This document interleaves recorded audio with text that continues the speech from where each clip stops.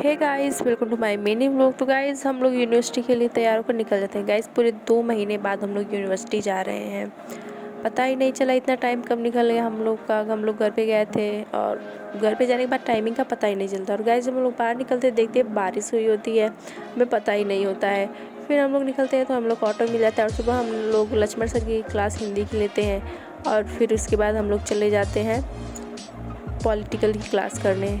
फिर political class करने के बाद हम लोग फिर डिपार्टमेंट चले जाते हैं किसी काम से। और गाइस जब मैं डिपार्टमेंट में जाती हूँ तो हमें दीनानाथ मौर्य सर की क्लास लेनी होती है हिंदी की, क्योंकि वो उनसे हम लोग फर्स्ट ईयर में पढ़े थे तो हम अच्छा पढ़ाए थे, तो इसीलिए हम सोचे कि सेकेंड ईयर में भी उनकी क्लास ले लेते हैं। तो उसके लिए हम लोग गए तो हम लोग को रूम नंबर 15 में जाना था, हम लोग 16 में चले गए।